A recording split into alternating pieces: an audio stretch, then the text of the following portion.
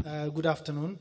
I would like to talk to you about an initiative that my colleague from the Internet Society is coordinating at a global level, and he asked me to talk to you about it.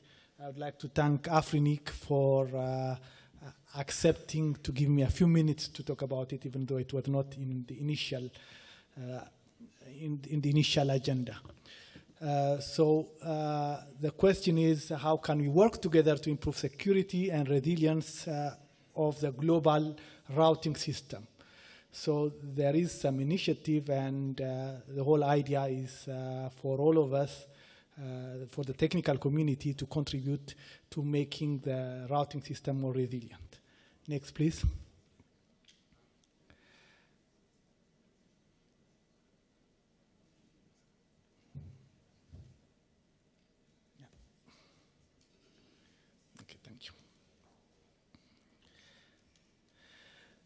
Okay, a group of people developed what it's called the mutually agreed norms for routing security, or manners, which is available on the link that you can see here, that defines a minimum package of things that network operators can do to make the routing system more resilient. It emphasizes on what we can do and network operators can do together to make the system more resilient. So in detail, what do you have in the document? As you can see it maybe later, principles of addressing issues of routing resilience, interdependence and reciprocity, commitment to best practices, encouragement of customers and peers. The package indicates the most important actions that network operators can do, such as BGP filtering, anti-spoofing, and coordination and collaboration. This document is about the what and not about the how. So what you can do and not about how you can do, because there are other documents, such as the ones that are going to be presented today by Jan and Douglas, that have been presented in the past, but that they will continue to talk about for quite a long time. It is not replacing that. It is a commitment of higher level to do those things that will be indicated in the PCOPs and other documents. Good manners prevents propagation of incorrect routing information, prevents traffic with spoofed source IP address, facilitates global operational communication and coordination between the network operators. So it's a little bit an agreement between drivers to drive the right way. As you know, there are some countries where it is easier to drive and some where it's less easy, like mine, unfortunately. So we want the global internet to become easier, to have less problems, and everybody needs to cooperate to make it as such.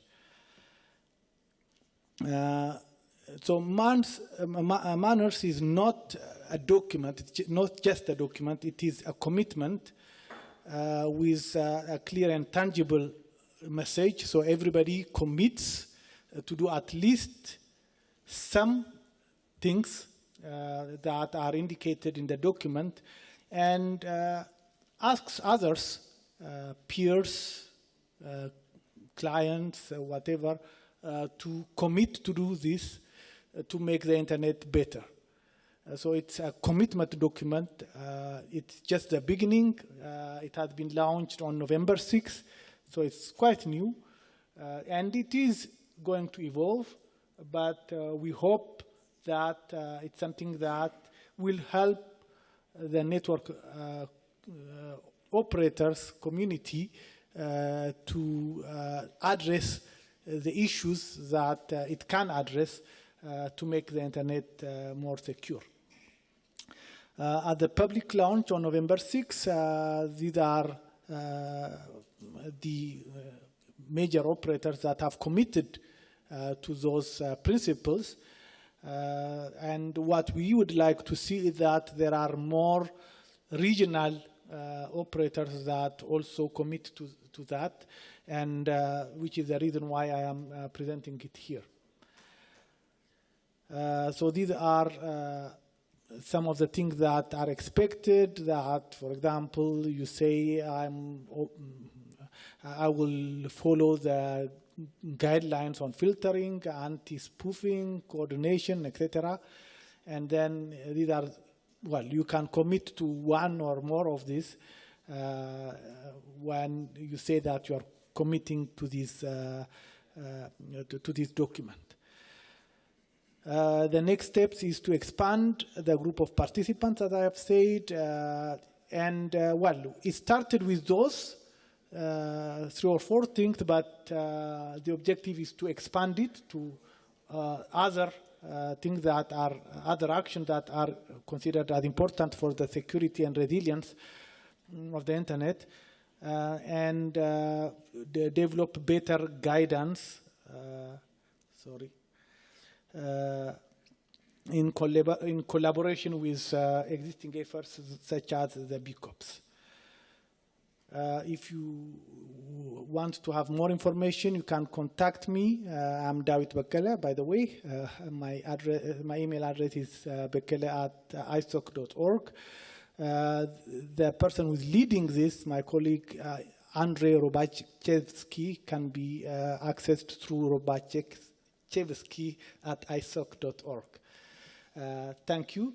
Unfortunately, I have another meeting and I will have to leave, but Jan is in the group, the same group as Andres, and he can answer to the questions that you might have. Thank you. Thank you. Thank you, David. So all the questions, David, all the questions will be taken by Jan. Okay, so how we are now going to proceed with the technical presentation. So how are we going to do that? You do the presentation, we take question at the end, or after each presentation you take the questions? After each, probably. Consensus reached. So after each presentation you will have your questions. So when you go to the mic, please state your name and your organization. So I'll leave the floor to Eddie Winstead and the ISC FROOT and BY update.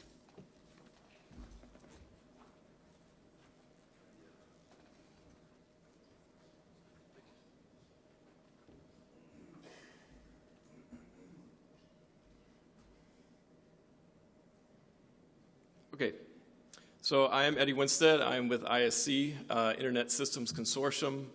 For those of you that don't know what it stands for, how many of you use bind? Okay, I see some good hand raising. Okay, and a trick question: how many of you use unbound?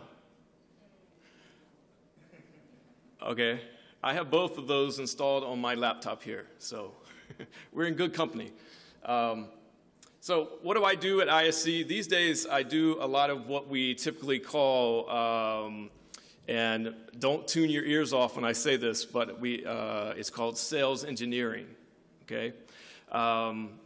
What this means is roughly 80% of the world's name servers use bind. Yet we have, I believe at this count, 145 direct customers. So there's a funding model issue that we have and have had, okay? So we were founded in 1994, and we have been going about for 20 years now.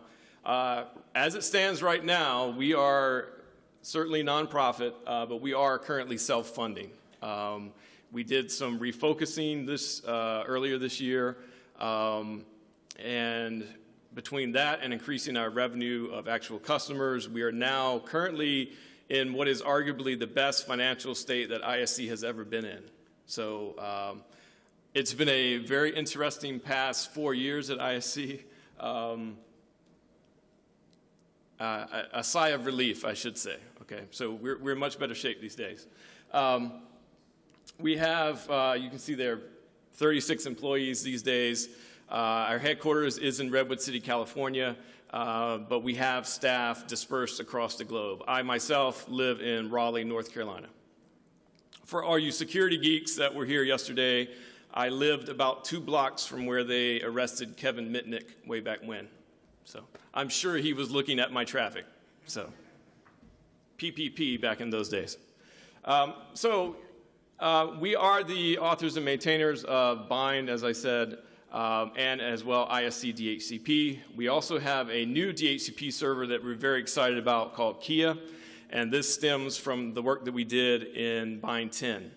So Bind 10's DNS part got spun out to be Bundy DNS. Kia remained with ISC, and we continue to develop and are very excited about that. We also do some DNS training and certification. The training part, I think the continent of Africa has well under control with Mr. Elkins, and actually a lot of the trainings that Afrinic is doing. So, but if you're interested in certification, please do talk to me afterwards. And actually, there's a slide at the end if we do have time. The other thing that we do at ISC is we operate FRoot. So FRoot is one of the 13 root name servers. And we have a phrase called we eat our own, in the US it's called we eat our own dog food, okay? So whatever we put in the code, we use. And we use that on FRoot. We also do some secondary name services, Anycast DNS, for nonprofits. We do many of the CCTLDs. I think we have 20% of the UN CCTLDs use ISC's SNS for secondary services. TZ and ZA are 2 examples that use our services. We also then host some projects, FreeBSD, NTP, also Internet Archive. But this sort of circular thing is that in our operational experience, it drives what we put into the code. Now, you'll kind of see what's missing here is that is recursive services. So we are very operationally in tune with what is happening in the authoritative world. We are not as much so on the recursive side of things. So on that side of things, we rely on customers to provide us feedback for what is happening there. Anybody been receiving any queries for random host names that don't resolve? Yeah, okay. And cause problems? Yes. So if you're having those problems and you don't have a well-working solution, please do talk to me afterwards. We have some experimental code that we can share with you that will eventually make it into the open source. I'm not going to go through the financials. I just want to reiterate that ISC is finally, after many years of struggling with funding, financially stable. We have a stable model, and the basis for that model is subscriptions support. And I have some friends from telco industry that came in today, and I told them I was going to pick on them, and I am. So the basic message is, open source software is free, but is not without cost. So if you're using open source software in critical infrastructure, we encourage you to talk to us and get appropriate levels of support. And if you're on the regulation side, please do ask your telcos and your ISPs, do they have professional support on their DNS services? And that is whether they're running Bind or not. All right, so the main topic, though, for my presentation today is FRoot in Africa. I want to, at this point, thank Nashal for some awesome training he gave, I believe it was Monday? Yeah, okay. On both Anycast DNS, well, Anycast services, period, and IXPs. I wish that room had been much more full because this is how things are going to progress, right? So if we look here, what we have is, again, FRoot is one of the 13 root name servers, but you'll see that there's more than 13 even on this particular screen. Okay, so this is done via a routing mechanism called Anycast. So we can provide multiple instances around the globe. So what I really want to, I really want to go to the next slide. There we go. So for FRoot in Africa today, we have them in these locations. And the first one was in Johannesburg, and I believe was in what year? 2002-ish, and was the first root server in Africa. So that's part of our proud history as ISC and our engagement here in Africa. We want to build on that, and we want to build on that with that last bullet there at the bottom, new sites, okay? Where we like to be, though, is at internet exchange points. That is where you get the most benefit from a root name server. And so whatever hurdles you have to go through to improve your IXP infrastructure, please do so, okay, so that we can grow with you. So we've mentioned several times this week the RIPE Atlas probes, and so I'm going to mention them again. It is an awesome tool. Thank you very much, RIPE people. Here, we're taking a look at comparative DNS root round trip times. This is for DNS start of authority queries. And what you really want to see here is lots of green, okay? So as we can see, we have some work to do. We have lots of green down here, and we have a bit of red going on around here. And we don't have a lot of probes in a lot of places either. So we need more RIPE Atlas probes. I think Alan is going to give a talk on that later, but we need more of those, and we need more IXPs so that we can put more root servers so that these reds are no longer there, okay? Here in Mauritius, on the day that we probed, it just so happened that FRoot was the fastest responding. Yay for that day. It's not always like that, okay? But this is something that you can use as a tool to sort of in your drive to teach people why we need more IXPs in Africa. So on the FRoot side of things, we do this for the public good. It is certainly no more than a break-even endeavor.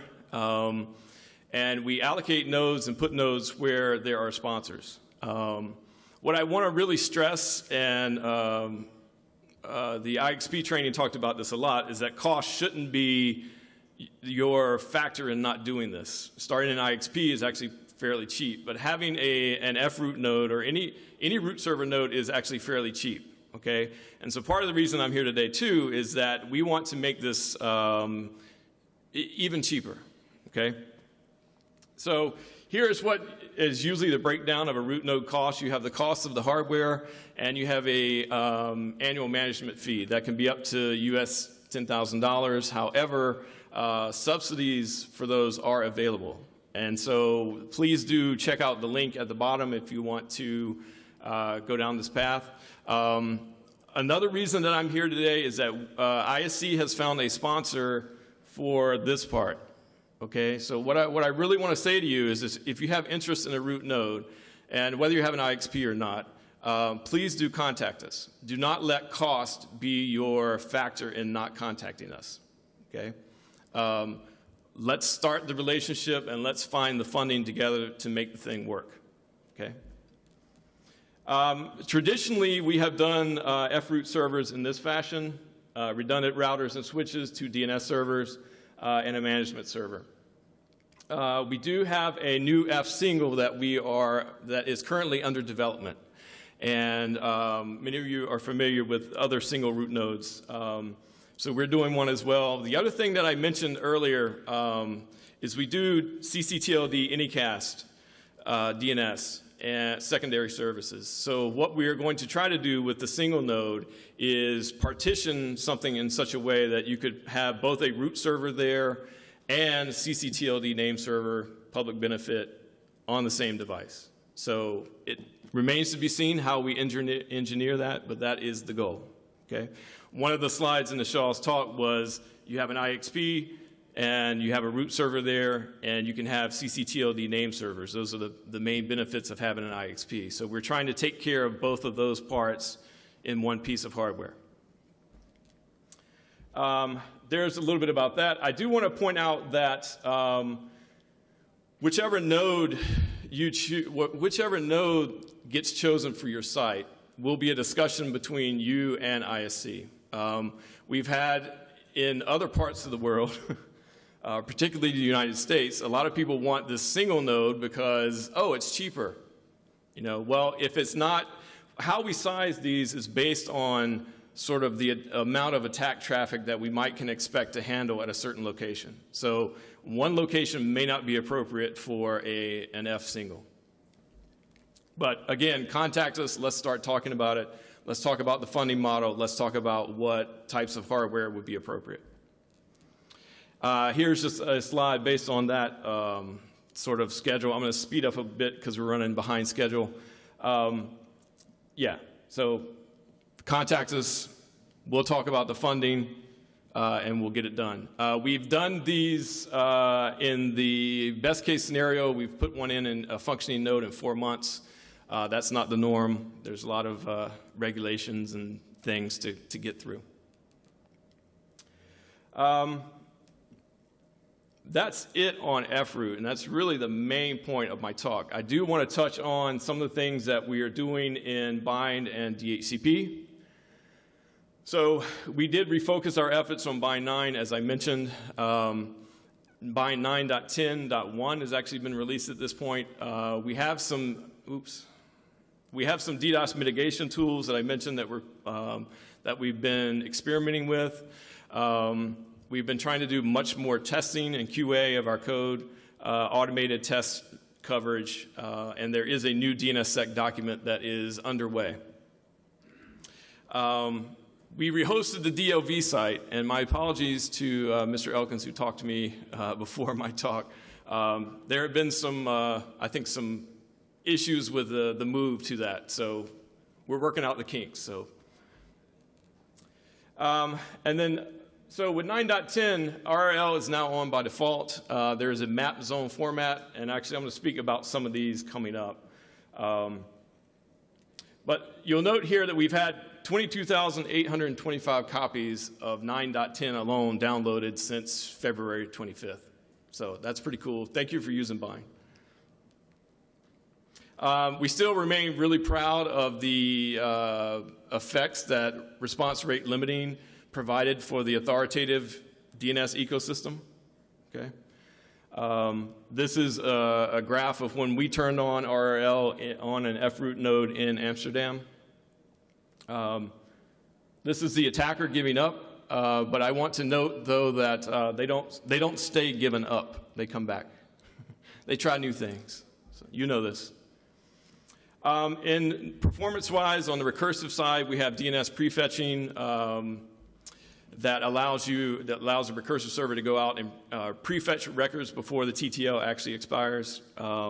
We've done some EDNS 0 processing to reduce some problems with lossy connections.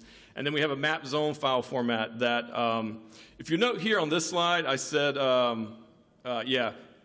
this code, we typically tell people don't put this into major production until 9.10.3, usually the .3 of the minor version. Because of the map zone format, we have some really large folks that decided to put this in with 9.10.0. It made us all sweat a lot, but it has worked out okay.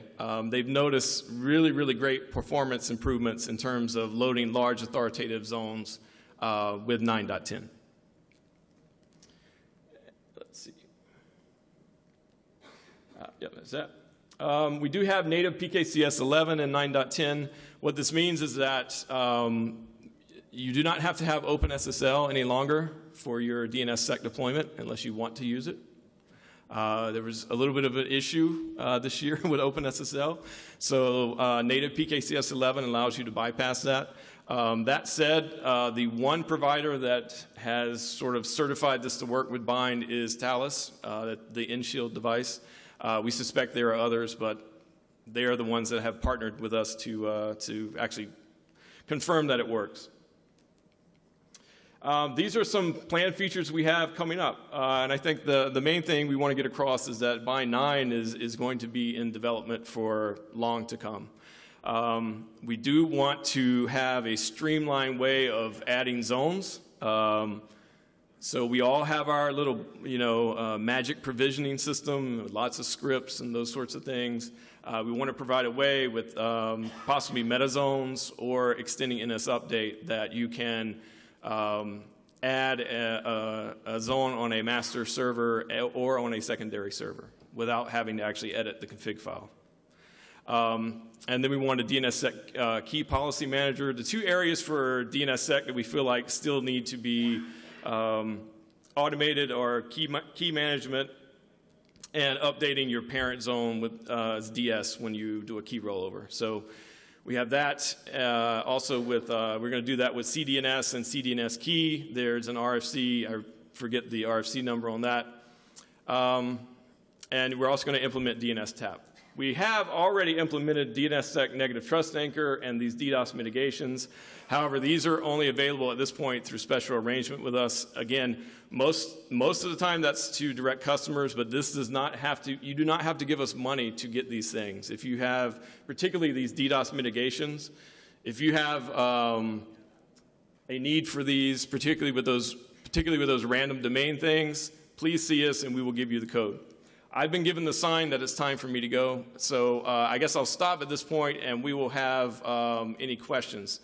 While you're coming to the mic, I'll just say we're still working on DHCP. 4.1 will be around for quite some time. And Kia, we are having, even though it's 0.9, we have some large providers that have decided that it's good enough to use in production, which has made us sweat a lot, but seems to be going okay just now.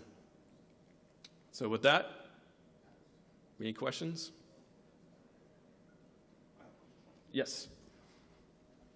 And I have my own mic. So, Jan George, Internet Society. So, I saw one very, very interesting feature planned, and that's IPv6 PTR records on the fly. Yes. Can you go a bit into this and explain what are you planning to do and what will the mechanism, how will it work and look like? We don't know yet. That is the honest answer. But it is, and it was mentioned earlier in the previous session, I mean, it's not currently, you know, in V4, we all sort of put dummy entries into our zones, and we certainly don't do that for V6. So there's just a need to manage the V6 entries on the reverse side. How we're going to go about it, we don't know yet. So if you have recommendations, we'd be glad to hear them. So with that, so some people is actually checking the PTRs if that is a valid mail server, and with the on-the-fly IPv6 PTRs, we are just making that function basically irrelevant. Right. Yes. Okay. Thank you. Yes. That would be sort of the goal. Yes. Yeah. All right. Thank you. Thank you to Afrinic for inviting me, and thank you.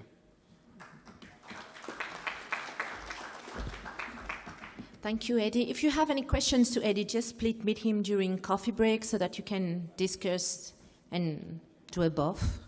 So next, I'll call Dr. Nicanor. He will present the experience with open data performance of mobile networks. Dr. Ni, the floor is yours.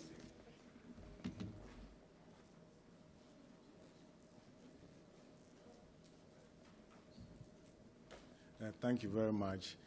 My objective is to interest you in open data and the kinds of things that you can do with it, especially those who are very interested in evidence-based kind of analysis.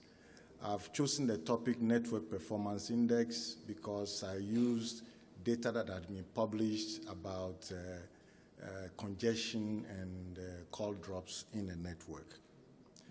I'll give some hints on the motivation and then take a look at the analysis on congestion and call drops, and then an attempt to see whether there's any relation between the two, and then we'll quickly try and conclude.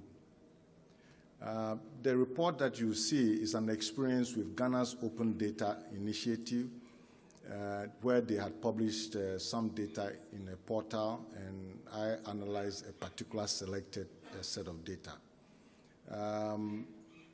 I modeled and analyzed data that the regulator had published on these two topics for various mobile networks, and I was curious whether there was any relationship between congestion and call drops, and then also wanted to experiment with, okay, congestion, can you come up with an index for the entire country based on the number of operators that exist, and so on. The history of open data in Ghana is in September around 2011, the government signed up on the Open Government Partnership, and so the National IT Agency, for which I'm the chairman, released its first data set, and you can see it at data.gov.gh in 2012.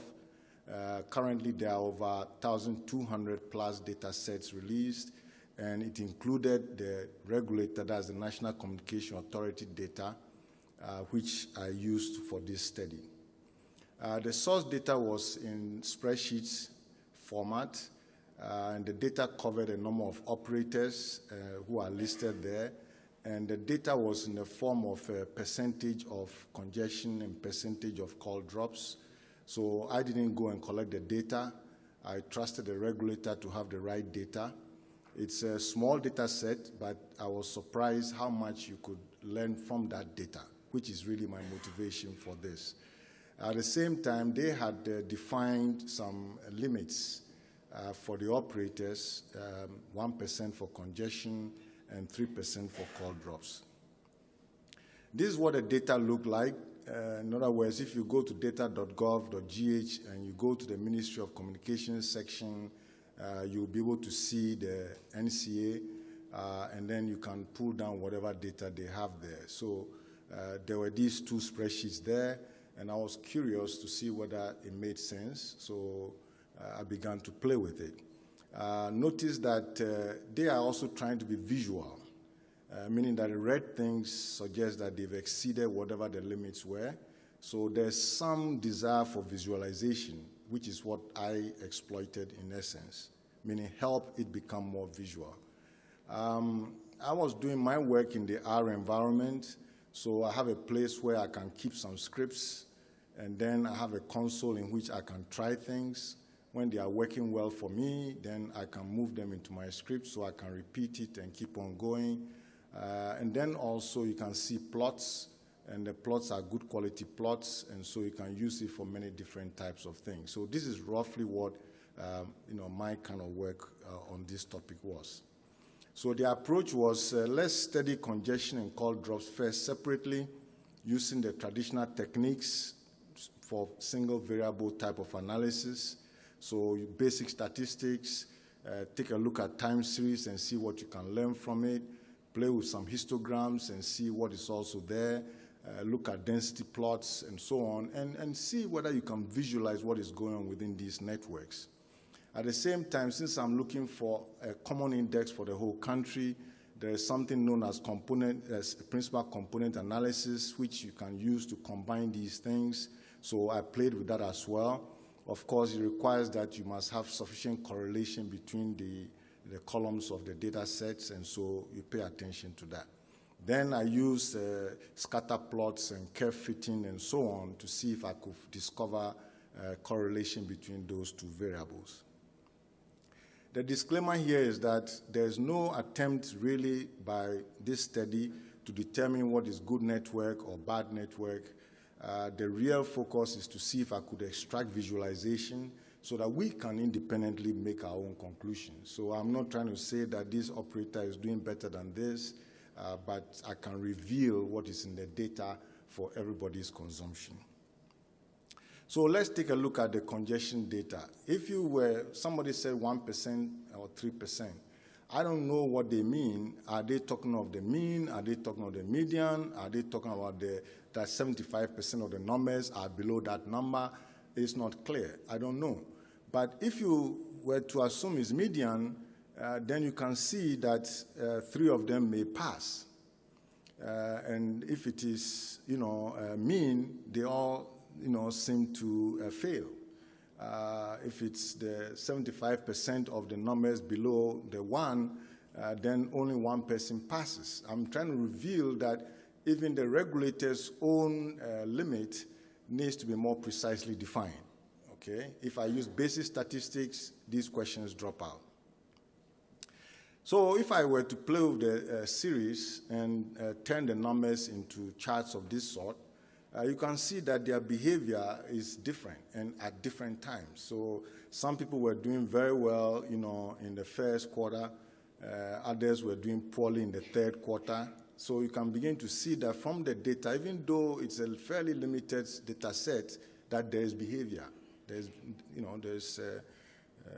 a process behavior inside there.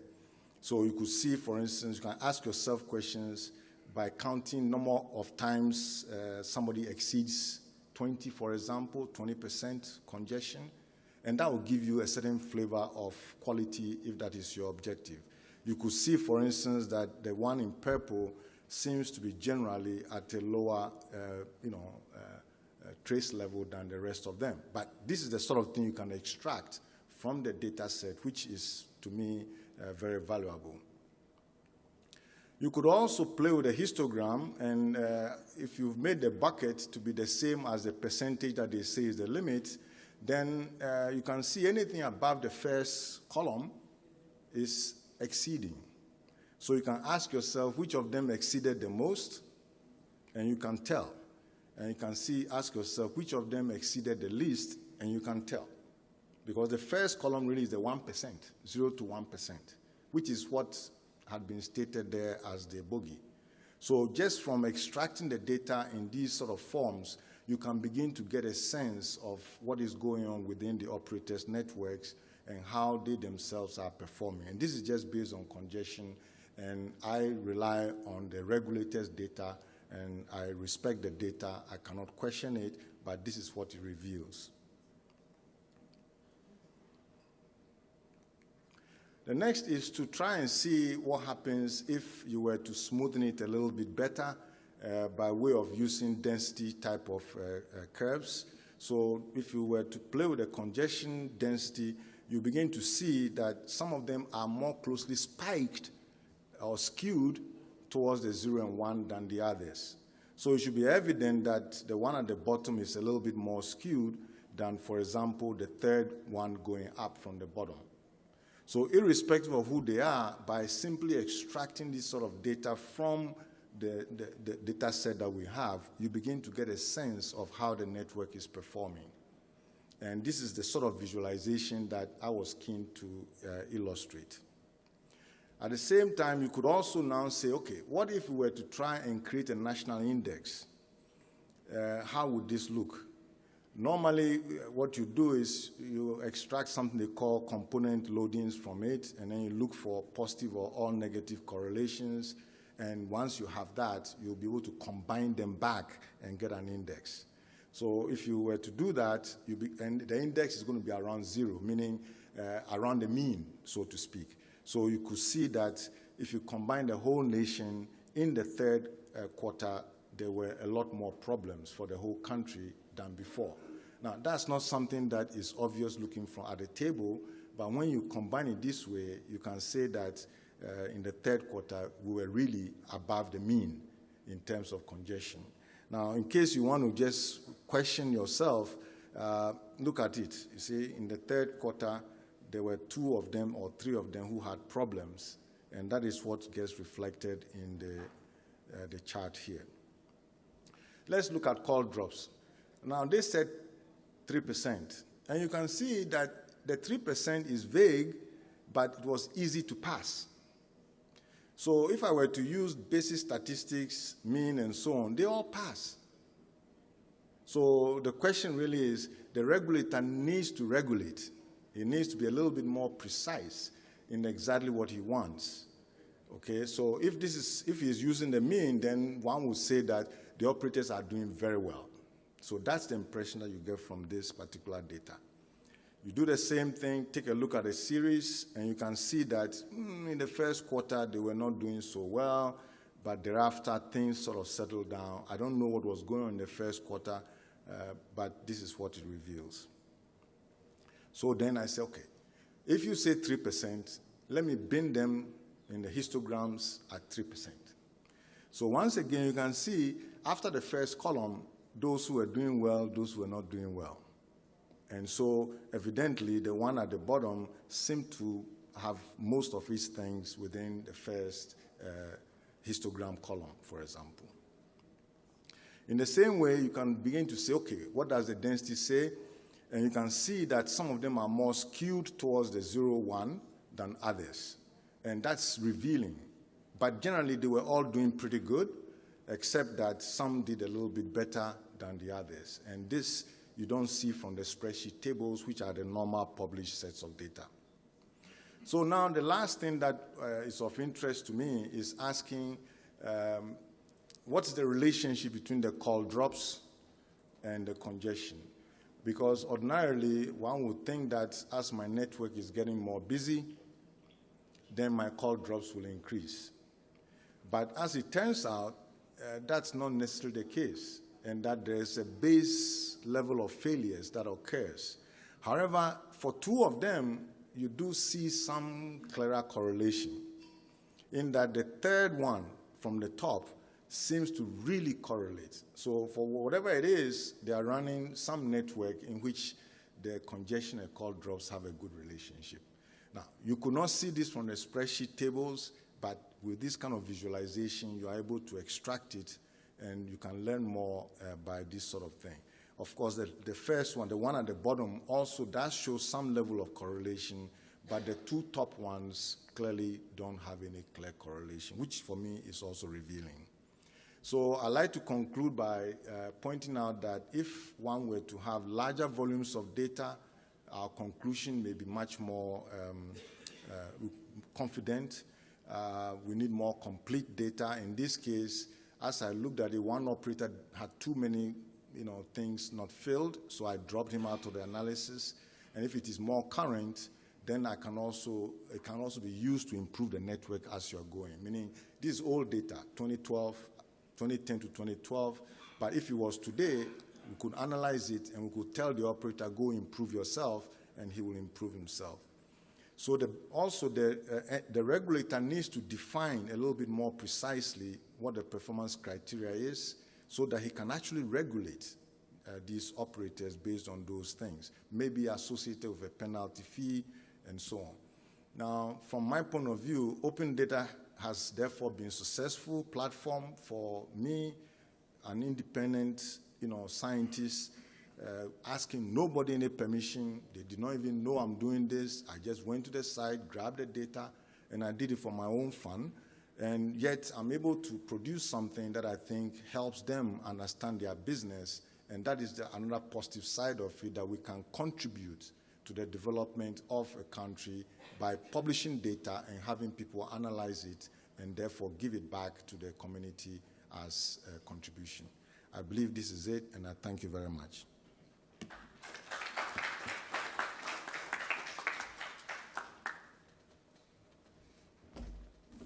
Thank you, Dr. Nee. Any questions for Dr. Nee? No. So next, Douglas Oyango, and there's a question. Okay. From Gabon. Oui, merci. Thank you very much. I would like to know if the results, did you get the feedback from the regulation authorities, regularity authorities, from the agency in the country which published those data? Did you share these results or with the operators or with the authorities? What did you get back as feedback or response? Thank you very much for the question. I shared it with the regulator, and in fact, it got me a job. So it is good to do this kind of thing. I have not yet shared it with the operators because I wanted to make sure that the regulator was comfortable with the data and intended to make use of it. And as it turned out, the regulator has decided to give me more current data and also, get rewarded for my independent efforts. So sometimes you don't go for the money, you go for the interest, and then the money comes. And in this case, I have a job with them. Good. Okay. There will be now an update on BCOP Africa done by Jan Jorg, followed by Douglas. And we'll take the question just after Douglas, if you don't mind. Hello, good afternoon, good people from Africa, good people from Internet. My name is Jan George, I come from Slovenia, I work for Internet Society, and I would like to give you an update what is going on around the world on the best current operational practices initiatives. So, just as a refreshment, what is a BCOP? It's a best current operational practice document. It's a living document that describes the best operational practices currently agreed on by subject matter experts. I usually get the question, what is the difference between BCOP and BCP, the IETF series? BCP is best current practice that the protocol designers are wishing how it should be implemented and used. BCOP is the actual operational practice coming out of the operators, coming out of the field. What is the problem? Why we are trying to set up these best current operational practices? Operational knowledge tends to be tribal. It is discussed among you at the corridors.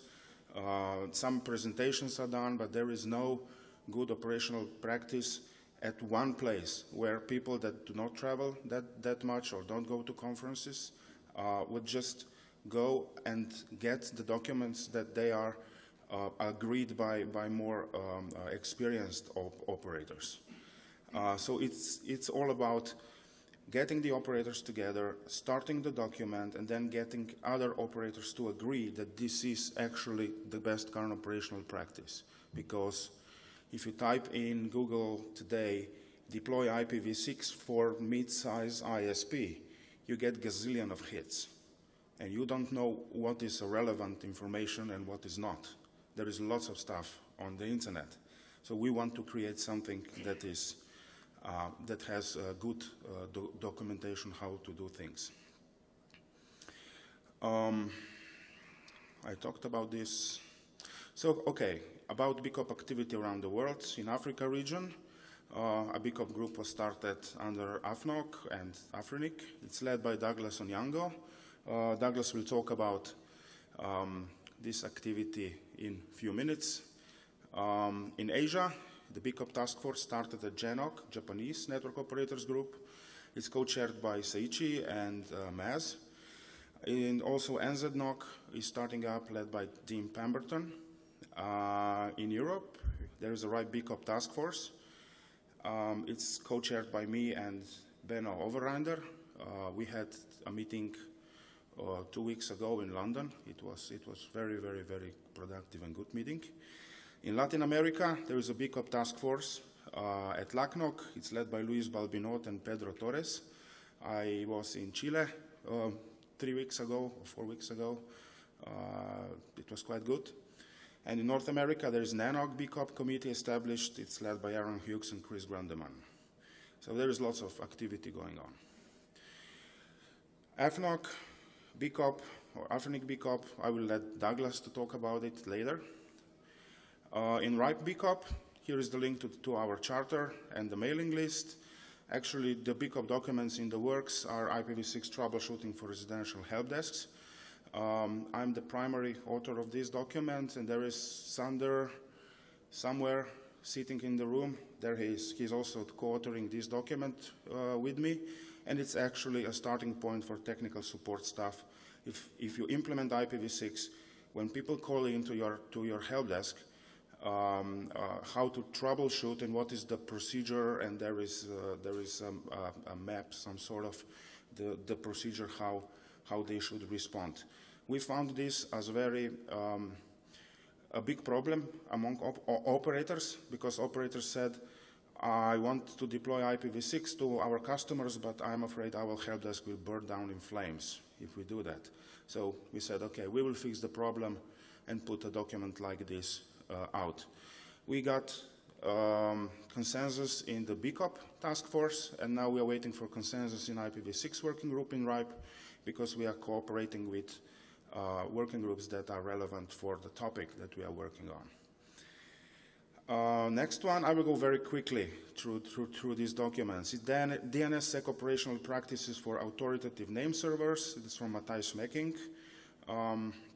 Actually, he is working on documenting how to set up a DNSSEC, how to sign your zones, what are the protocol default values, what is the key management, and what is available software. Very useful stuff. Then we have BGP, best current operational practices. This is coming out of France. There is lots of good contributors. It's also France IX, Jaguar, Neo Telecom, Orange, Renater, and this is becoming a really good BGP document. And we are cooperating with Routing Working Group to have to check it if it's technically sound. Then we have Euro IX, IXP BCOP. You can find it here. We will also put a link to it to our BCOP repository. And this is coming out of IXP community, what are the best current operational practices for IXP. Then we have from Illich, this came up at the last RIPE meeting. He wants to work on the controlled IPv6 deaggregation by large organizations. He put it in the IETF format, in RFC format, and submitted to the IETF, but he came to discuss it at our BCOP task force. So as a side note, 2 weeks ago in London, we had so many presenters that wanted to talk about what they are currently doing that we could not accommodate them all. We ran for one and a half hour.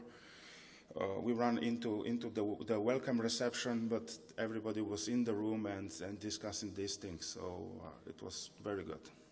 And we got 3 new topics, as you will see. Yeah, so we've got people standing up, coming to the mic and saying, I would like to do IPv6 deployment for small medium ISP. This work is starting. I'm following it remotely. Then one guy came and said, I would like to do the IP resources transfers. This is basically IP broker that would like to do the best current operational practice on IP resources transfers. And Florian came up with the idea, with little help from me, about to write a document about the correlation between network complexity and troubleshooting. So what is the lowest necessary possible complexity that you introduce in your network, and how does this affect the troubleshooting and running of the network? I believe that documents as this would prevent lots of unnecessary complexity and would bring the prices of building the networks down. Okay, we have LACNOG BCOP. It is basically bootstrapping. Here is the mailing list if you want to join. They're working on development process document, so they are much more organized than we are in our region. We said we are learning as we go, but in LACNIC region they would like to set a development process first. So they are currently working on that.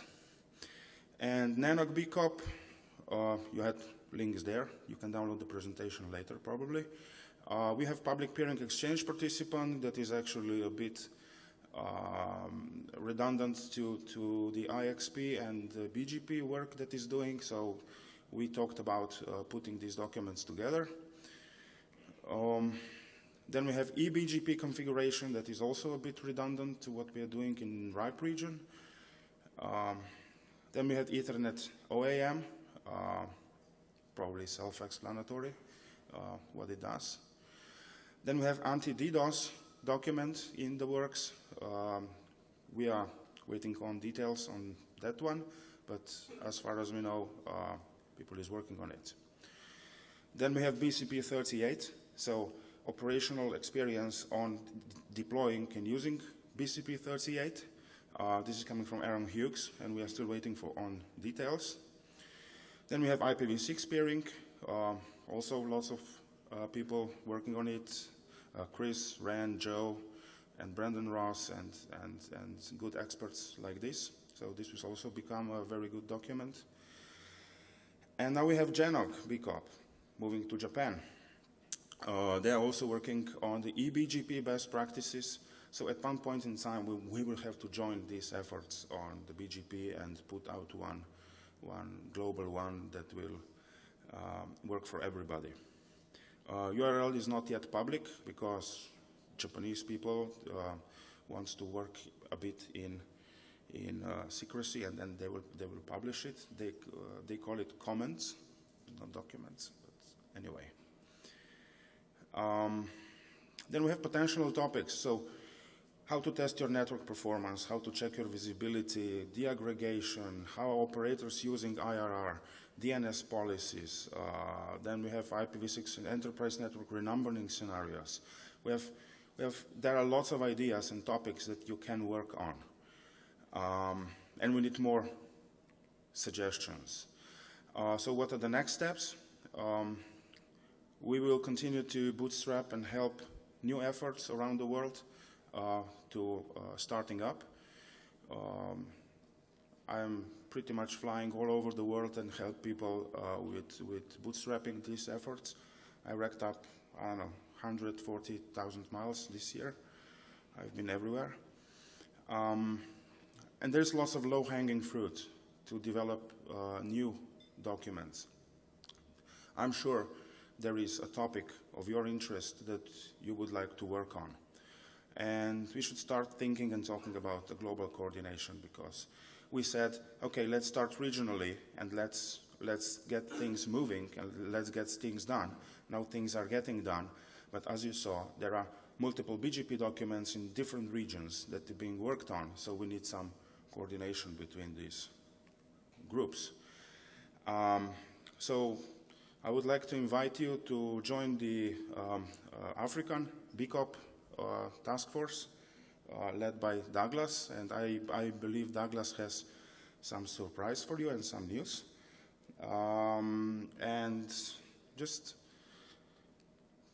start a new document and join the BCOP task force. Thank you.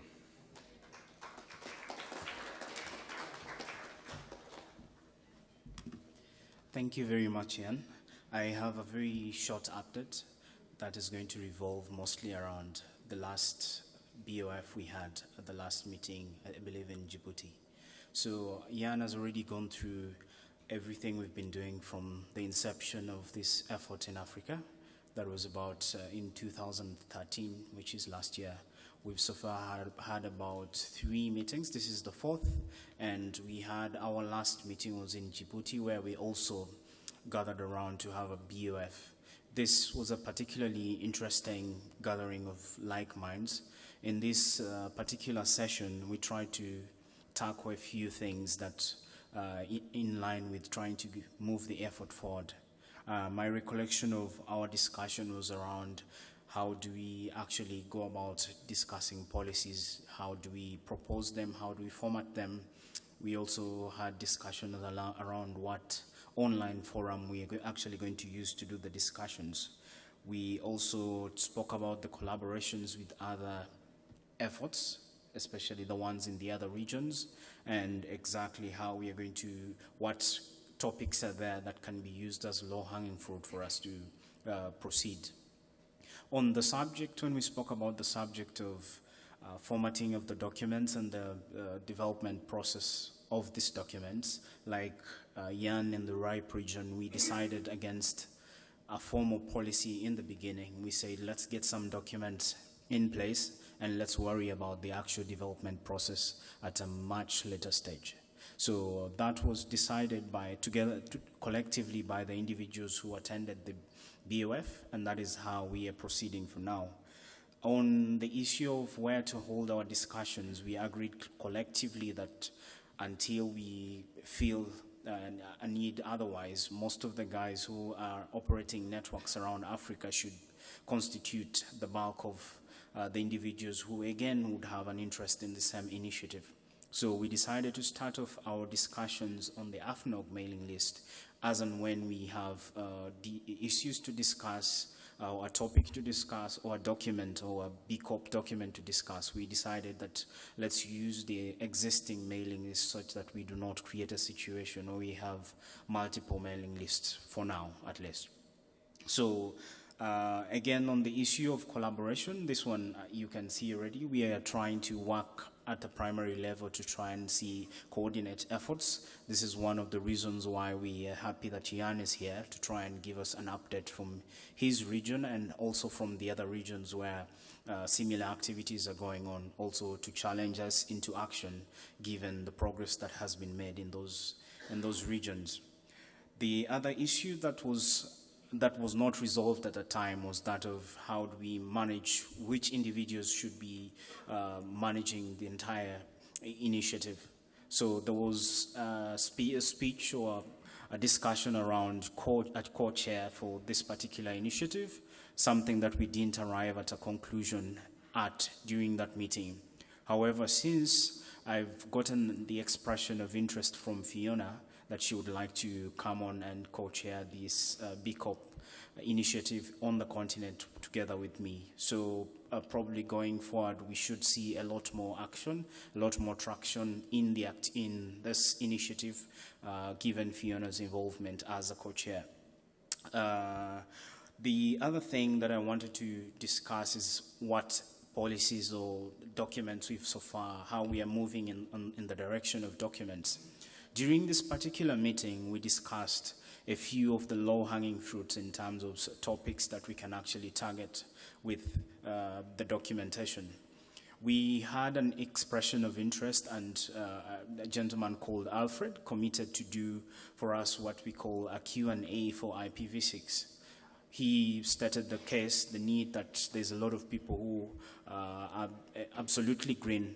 This particular document is going to tie very well, probably be the introductory section of what Jan has just presented as the troubleshooting guide. So this would maybe be that laying of the foundation, answer the common questions that relate to IPv6 before you can actually do the troubleshooting that Jan has just spoken about from the RIPE region. Unfortunately, Alfred has not been able to submit this draft for us to discuss during this meeting. However, he is committed to delivering it within the next couple of weeks. So you will be seeing this document online. We will have the discussion, and hopefully during our next meeting, that is in next year, we will definitely have a discussion around this document during our face-to-face meeting. Also, together with that, we also had one or two other documents that we found individuals who were interested in authoring. The first one being the challenges around the Africa infrastructure challenges and the best practices of how most of the infrastructure providers have been able to solve some of the more common problems around infrastructure. This document is also in the drawing right as we speak, and by the time we convene again, we should have a draft that is at least stable, one that we can deliberate on during our next meeting and probably get on to actually ratify. We are also still discussing openly with the other regions to see how some of the ideas and some of the topics, some of the subjects can actually be used so that we are not replicating any efforts. So I am aware that RIPE and ARIN and a few of the other regions have already discussed certain documents. We as a region should be interested in also, probably in the next meeting, we will table some of the documents that have already been discussed in the other regions to figure out which one of them suit our very local requirements, which one of them we can actually adopt and ratify for our region. So that is the brief update in as far as Africa is concerned. I'm hoping that in our next meeting, by our next meeting, we're going to start seeing some actions in terms of moving the initiative forward in the next couple of weeks. And by the time we meet in our next meeting, there should be a lot of progress in this. Thank you very much.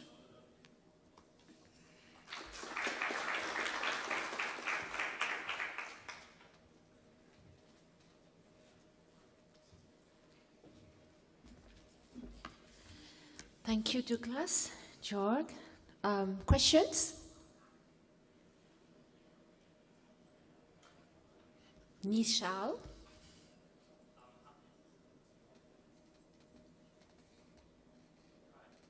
Hello, it's on. Good afternoon, ladies and gentlemen. My name is Nishal Govardhan. I don't have a question for the BCOP guys. Your organization, please, Nishal. My name is Nishal Govardhan. I work at Packet Clearinghouse, PCH. I don't have any questions for the BCOP guys. I did look. I didn't see anyone else at the microphone. But I did have something to say to the first speaker. And I see we've got 10 minutes, so if you don't mind me. Firstly, I'd like to say thank you, Eddie and PCH. You were indeed the first to do it in Africa way back when I remember helping Joe Abley to set it up. Thanks for being there all the time. And as person that's responsible for keeping the Joburg exchange point running, I can tell you it actually does make a difference to us. A point I wanted to make to the audience was, for those of you that are in the room, you should absolutely speak to ISC about getting effort in. Everybody seems to talk about bandwidth all the time, and where we're getting the next submarine fiber cable from. But very few people seem to stop to think, how do we improve DNS? And a conversation that we had earlier today, because we're both the DNS geeks, is if your DNS doesn't work, nothing else works. So stop, consider what you're fixing and how you need to fix it. To go along with ISC's offer of helping to support you to get DNS routes in Africa, the organization I work for, PCH, we do exactly that. We help you to get DNS routes in your country. We have a slightly specific stipulation, however. We prefer to do this at exchange points. So if you're an exchange point operator, or you're thinking of building an exchange point and you're looking for DNS routes, or you're looking for other CCTLD infrastructure, again, we're happy to help you at no cost. You're welcome to speak to me. We are already in contact with some happy people here, and I'm sure we can help make the internet, again, in your country much better. Thank you. Thank you, Nishal. Andrew? Hi, Andrew Alston from Liquid Telecom in this particular case. I just wanted to comment on the release of best practice guidelines for BGP, and I want to thank the presenters for talking about this, because it has become such a critical issue in Africa.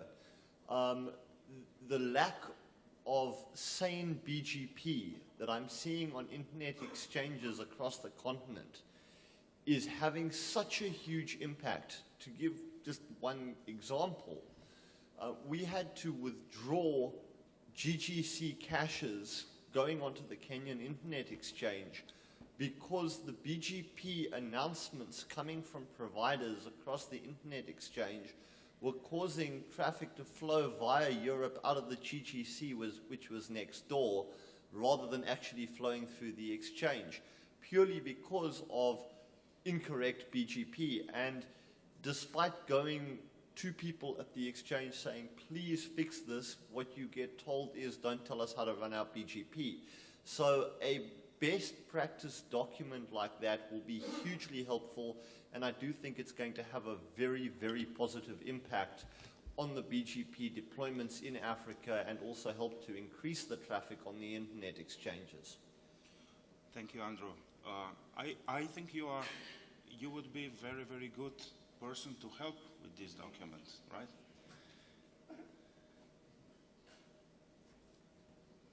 I'd be more than willing to get involved. Thank you very much. Big applause for Andrew. Grégoire? Okay, thank you. My name is Grégoire Eoumi. I'm from Benin. I will speak in French.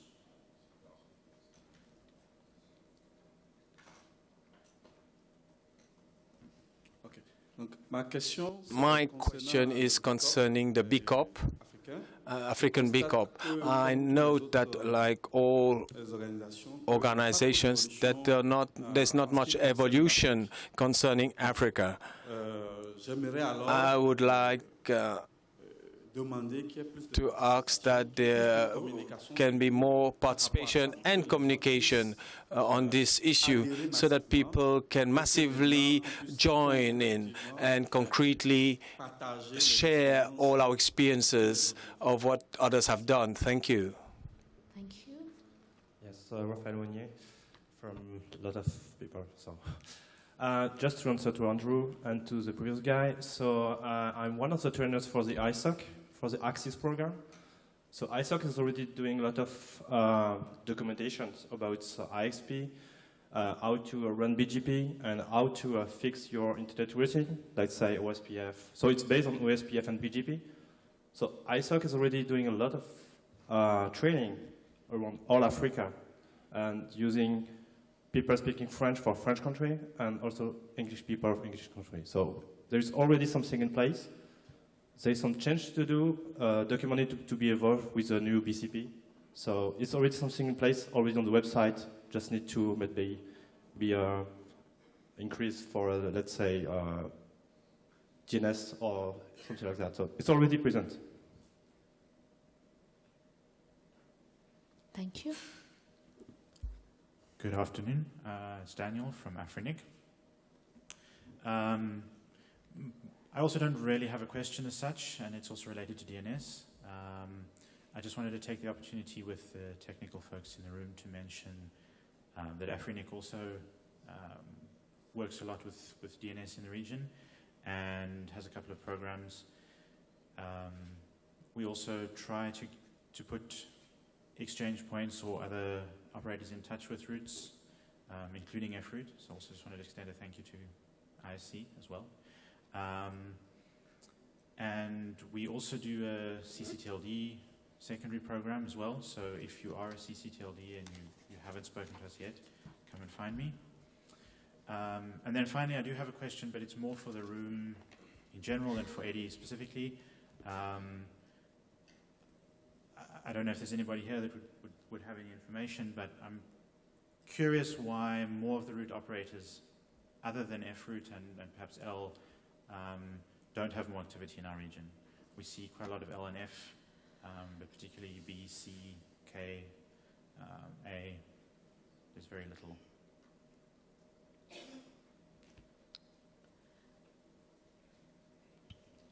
I can't speak for the other route operators, so I don't know.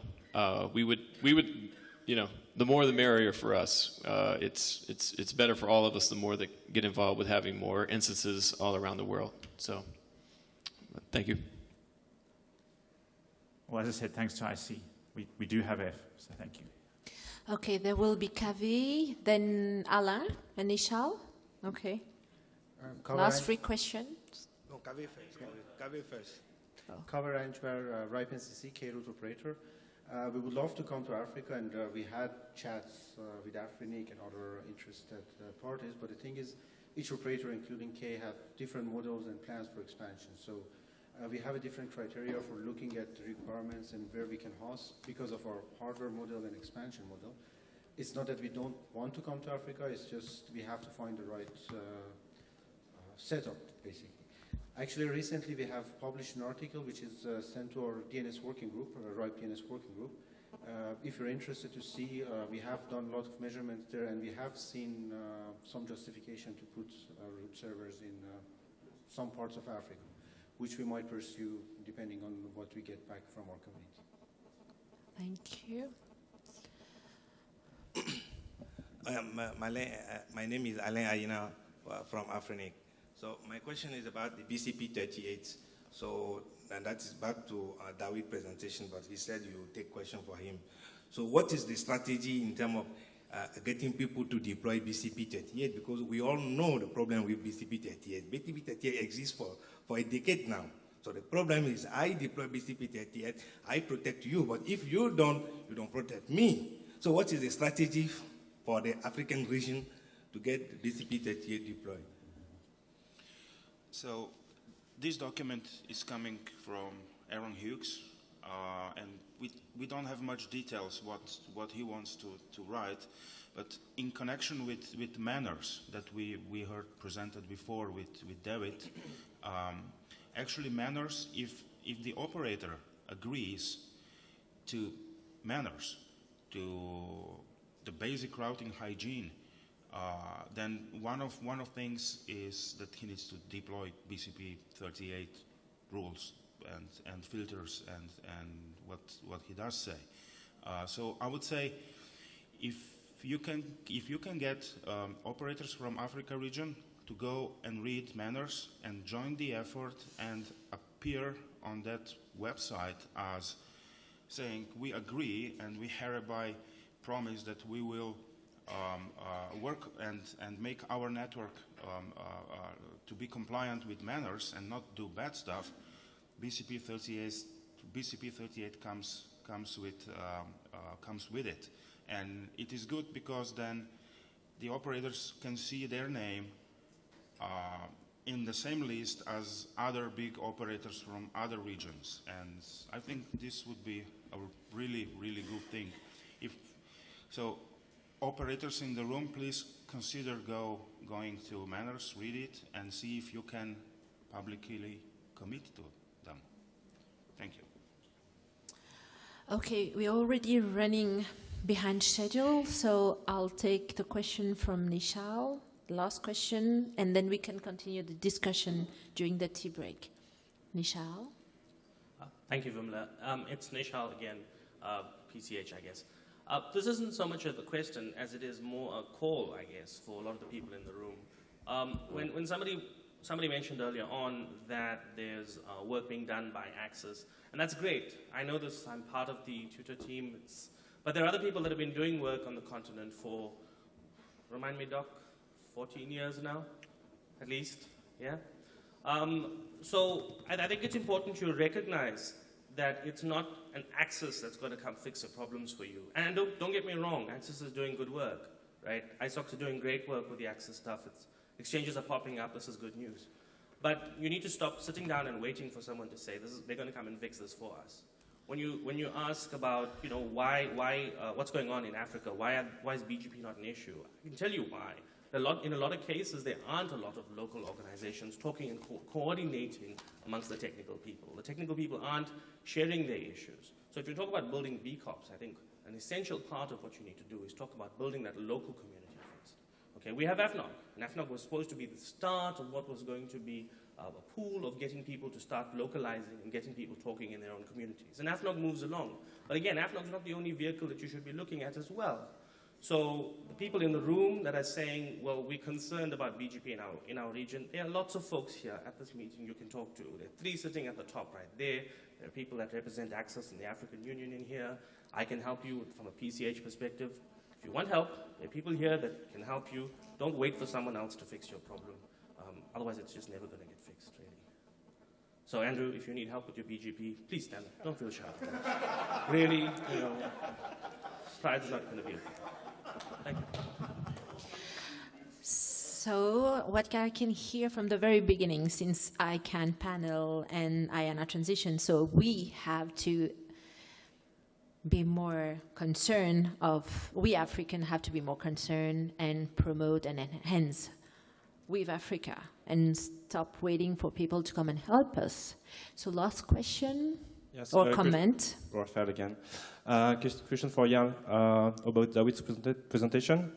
Do you think you will build a database for the routing information if you want to have, because Level 3 is using their own database, RIPE has their own database, so if you want to protect the routing for, let's say, prefix being hijacked, you need a database at some point.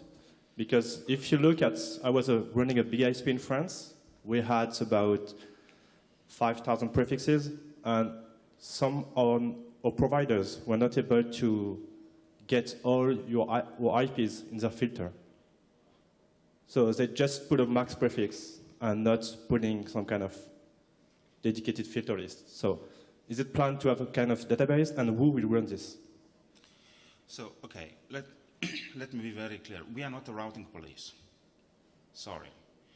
But manners are more of a promise and public commitment that you will not do bad things.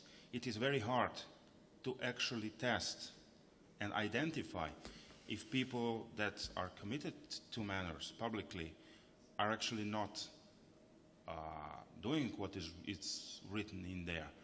But so, and there is also no sanctioning process.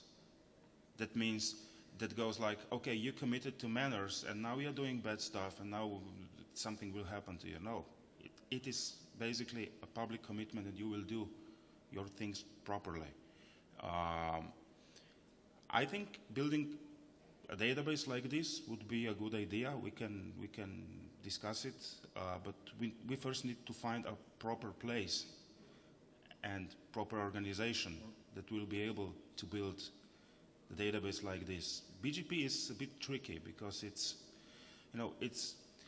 it's information losing protocol. The local information is lost fairly quickly with the number of AS hubs.